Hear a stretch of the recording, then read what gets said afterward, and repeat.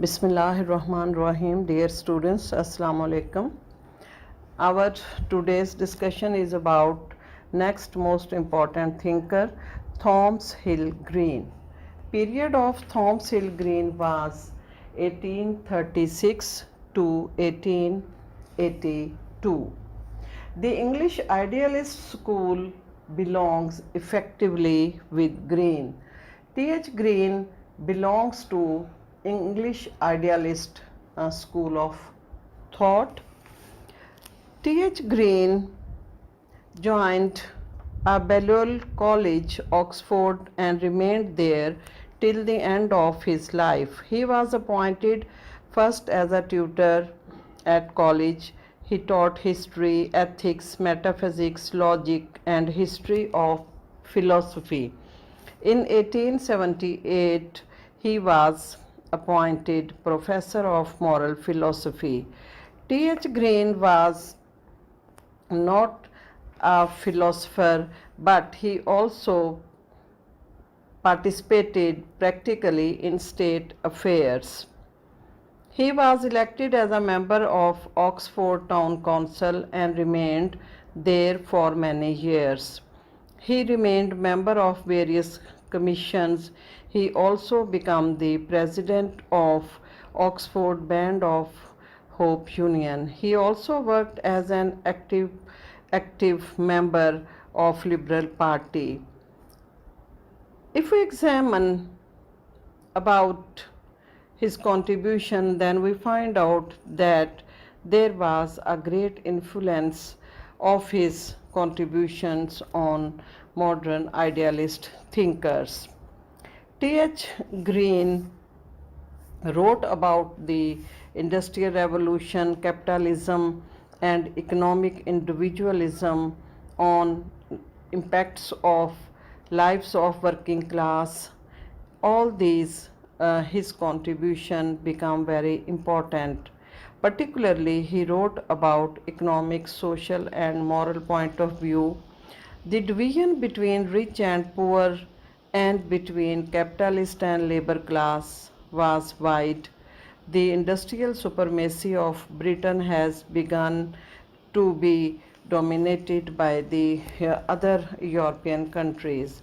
These conditions called for increased state activities without destroying the liberty of the individual.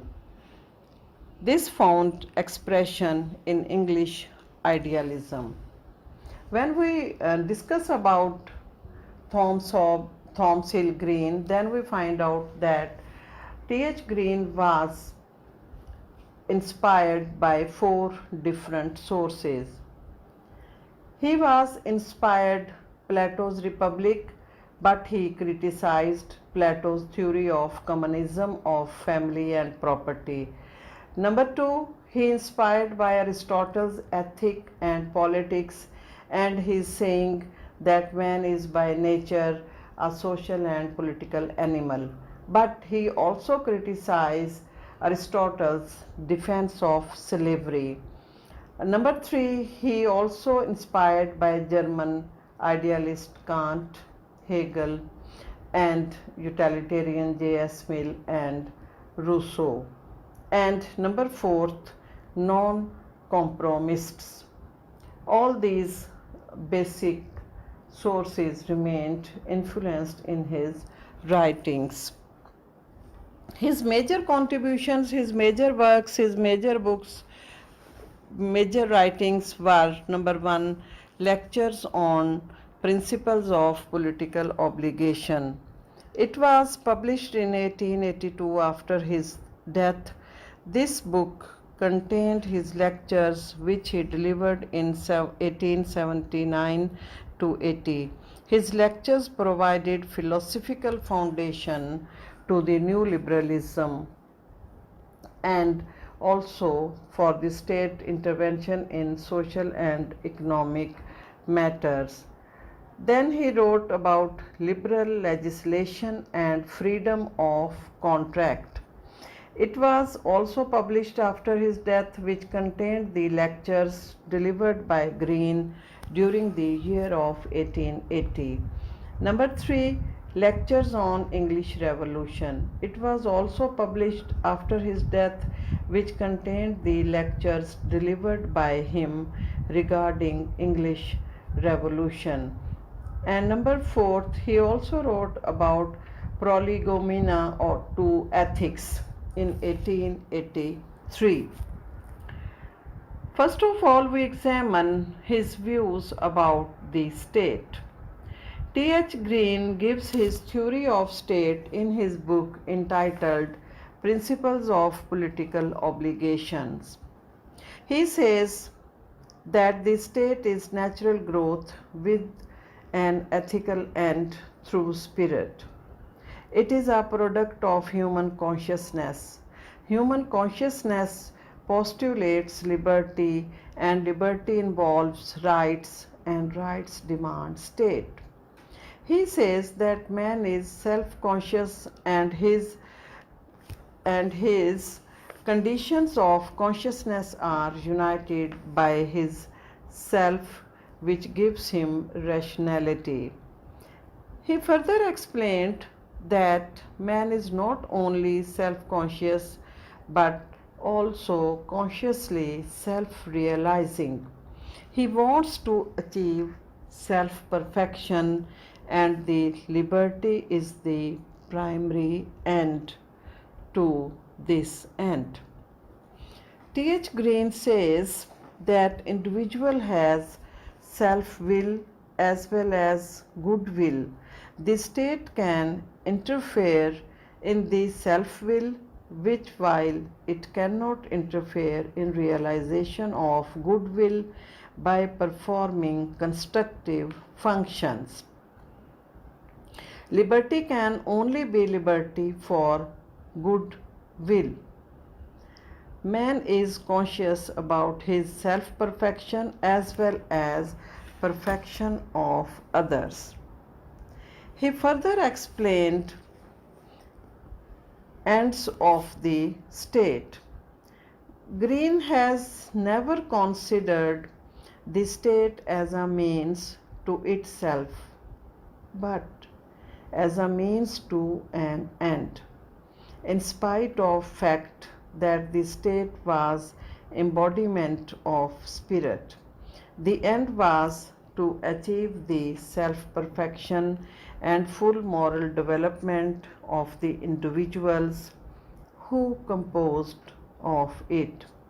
Every man has worth and dignity, which forbids his exploitation for any purpose whatever. He says that the life of the nation has no real existence as the life of individuals. He further explained that any progress of a nation excluding individual is without meaning. In this context, he regarded the function of state also as a negative.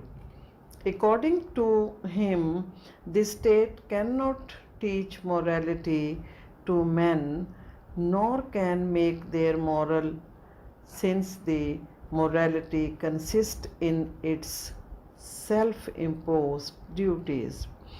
It is very important point during this discussion. He further explained that state can remove obstacles which prevent men from becoming moral. In order to remove obstacles, the state can interface the affairs of individuals, which is positive function of the state. While discussing about negative role of the state, T.H. Green assigns a significant negative role to the state. He defines the state actions which were never be defined by the utilitarian.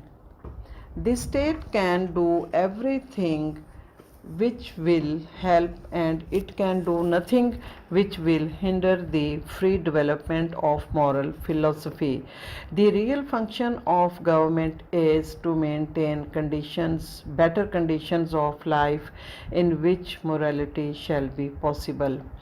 The government can do its best to make it impossible by narrowing the room for the self-imposition of duties and for the play of disinterested motives. He insisted that institutions exist for men and not men for institutions. He established the importance of individual for state, and state is not something more than the sum total of the wills of its citizens.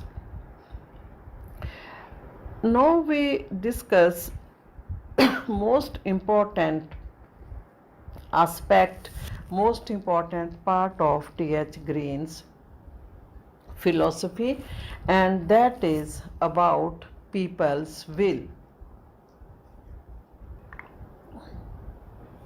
T.H. Green believes in general the will of peoples. He says that general will is the basis of the state. Legal sovereignty must reside in the supreme authority in the state. Behind the legal sovereignty is the general will, which really determines the habitual obedience of people. The people only obey those institutions which represent the general will. T.H. Green was also against monastic state. T.H. Green was fully conscious about the monastic state. He has no liking for such states as they could not fulfill their ideal functions. He rejected the view of Rousseau that general will was absent in all existing states. He also rejected the view of Hegel that the laws were synonymous with general will. He tried to safeguard the individual against monastic state. He says that freedom is the right of a man to make the best himself. This is the voluntary identification of self with the laws of the state.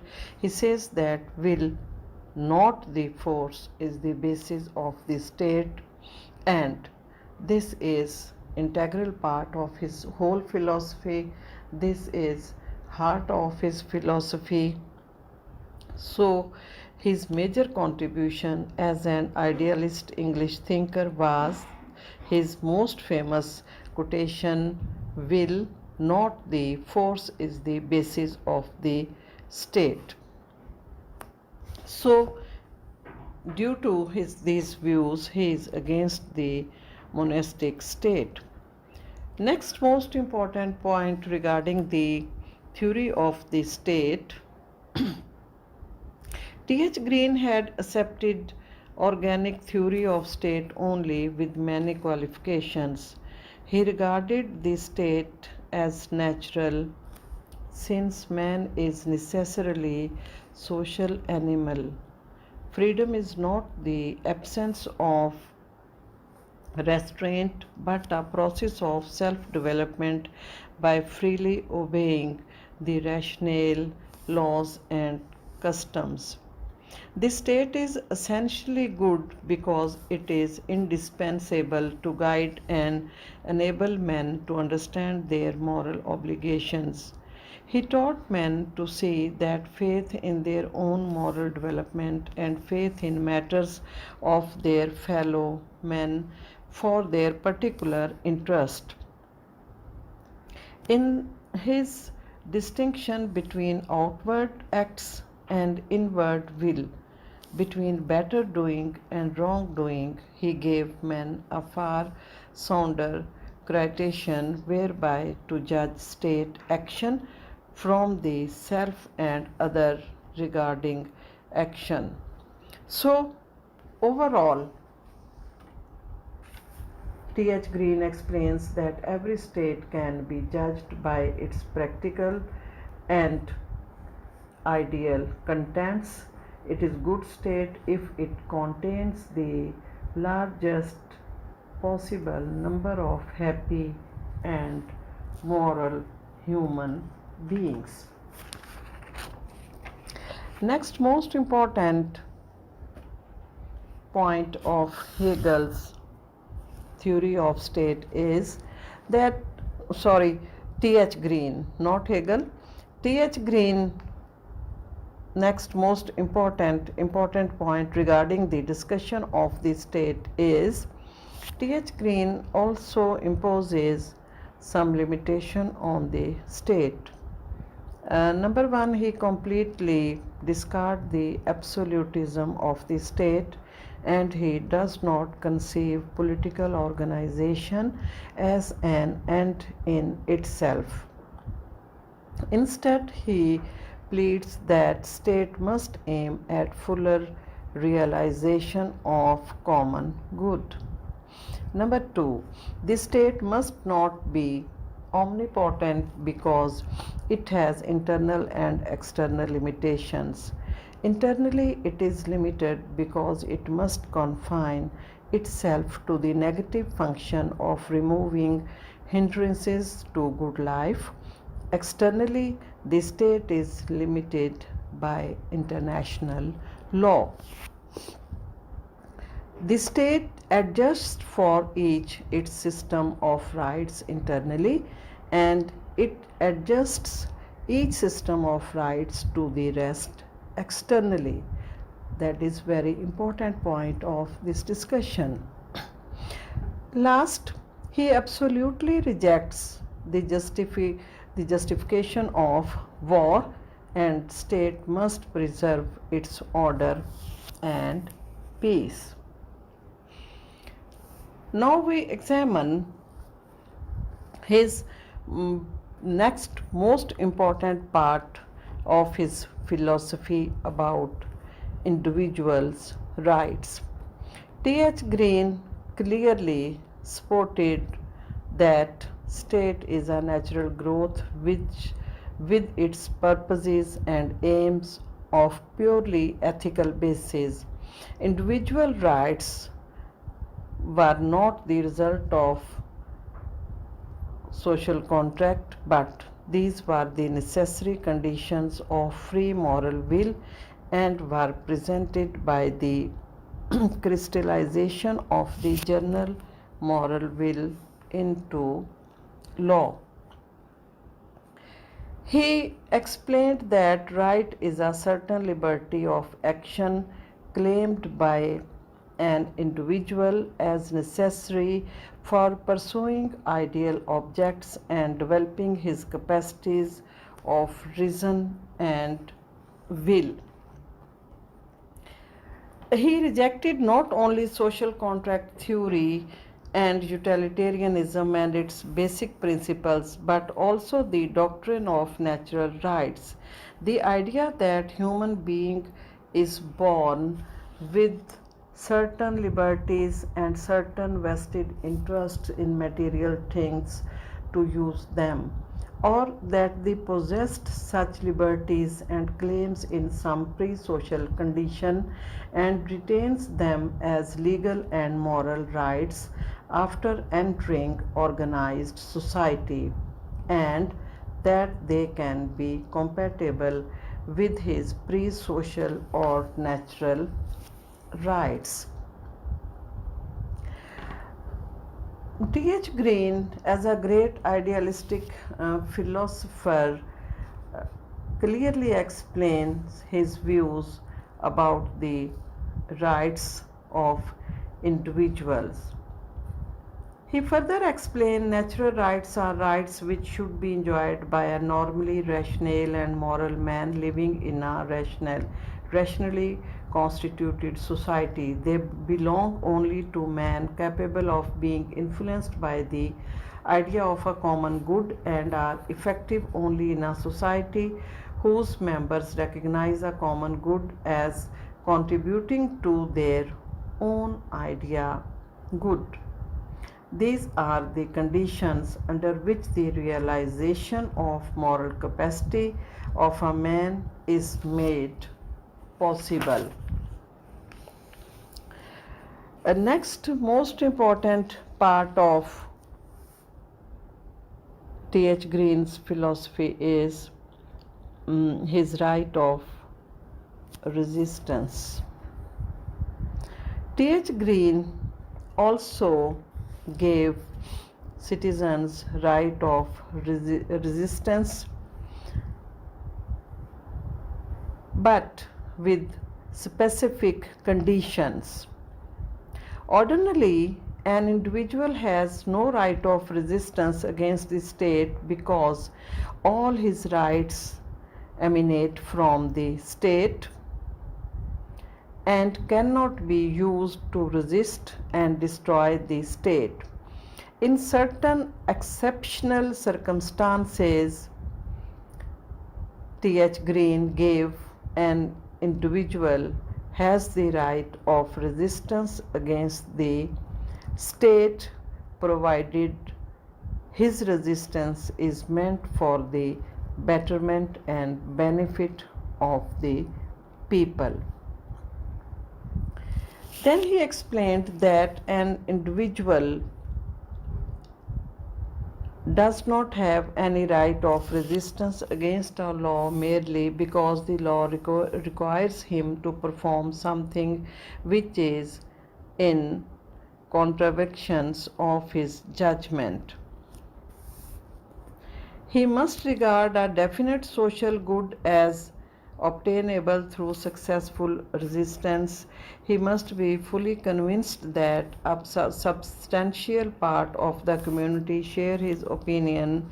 In other words, resistance to government authority is a right where there is a general recognition that such resistance will promote a public good. Then the political consideration must be given to the consequences of the successful resistance. If the indications are that disregard of a law or a revolt against the government will result in general disorder, the resistance may not be justifiable. So, we must recognize that T.H. Green assigned the right of resistance to the peoples only and only in specific conditions when state and government not fulfilling their basic duties for the betterment of the peoples.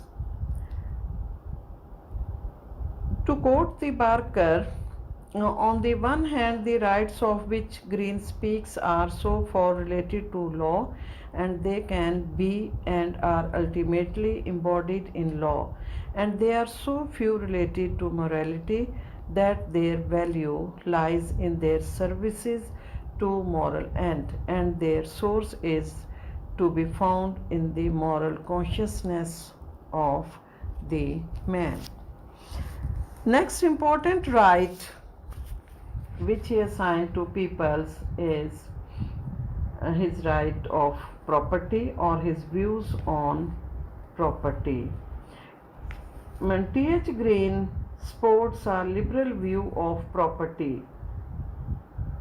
He does not plead this theory being neither an extreme socialist. He is an ardent advocate of private property.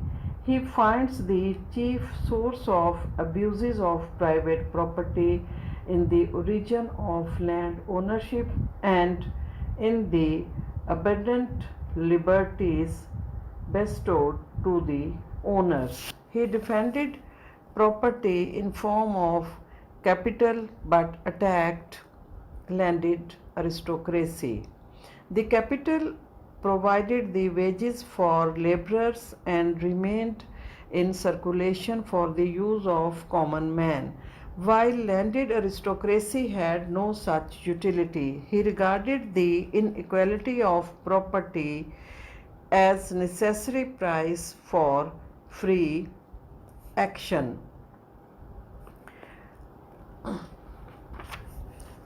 While discussing about his rights about property, T.H. Green's theory of property rights is unique in its character, but it is difficult to follow. So therefore it is not practicable in the practical life. Next most prominent part of T.H. Green's philosophy is his theory about war. T.H. Green, unlike German idealist Hegel, holds that war is never an absolute right, it is a relative right or a crucial necessity. It is a wrong action, though often wars were waged to justify the rectification of wrong action of others. War is not attribute of a perfect state, but it is sign of imperfection of a state. Perfection of states would lead to end of wars. T.H. Green says that war cannot be wholly justifiable, but it denies a man's basic right of free life. The less the war, more were the chances of free intercourse of the people of different states. T.H. Green admits that war has certain advantages like patriotism, self-sacrifice, and heroism, but the war also makes many destructions, not only material destruction of the state, but also violations of different human beings by their precious lives. War is not a solution for solving the national and international problems. He does not believe that war is essential for maintaining national integrity and for developing nationalism among the peoples. T.H. Green also believes certain evils of war, and the war denies the right to life to the citizens. Therefore, war is against the interest of the people and is not desirable. The state which recognizes the necessity of war and wages war is not a perfect state. War is an evil and should be treated so. The war makes destruction of man's life by man. There are no circumstances when war could be justified, but it is an accepted fact that war is a wrong act. Green did not agree with Hegel that war is in any way a necessity. Green recognizes that no person has a right to kill anybody or deprive him of his right to life. The killing of the people in the war is not justifiable in any way. Green says that states avoid to perform their proper duties due to the wars. War is the failure of the state to protect lives of the people. So, T.H. Green was against the wars and believed that the wars should be eradicated by the states for international peace and security. In his words, the more complete the organization becomes, the more motives and accessions of international conflicts tend to disappear while the bond of unity become stronger. During this discussion, we very clearly find out that uh, unlike Hegel, T.H. Green, as a idealist thinker, he promoted the idea of international organization, and he greatly contributed to the maintenance of peace and security all over the world. This was a major contribution of the T.H. Green. Now we briefly examine about T.H. Green's views about the theory of punishment. And T.H. Green imposes greatest restriction on the state authority which has the claim to punish the criminals. In punishing a criminal, the state uses the force against antisocial element who has violated the established social rights of citizens. The main object of the punishment is not to give pain on criminals in proportion to his moral guilts, for it is very different to assess this proportion. T.H. Green clearly explained that the purpose of punishment is maintenance of system of rights and duties, and its effect are both direct and individual. Directly, the punishment is a force against the antisocial elements. Indirectly, it is a shock which make possible the criminal's reformation of his own will. After examining T.H. Green's different theories, his views about state, his views about different basic rights of individuals, his views about overall betterment of state, a good life of state, and his different aspects as an idealist thinker. Now we conclude this topic. While concluding T.H. Green's topic, we mention here that T.H.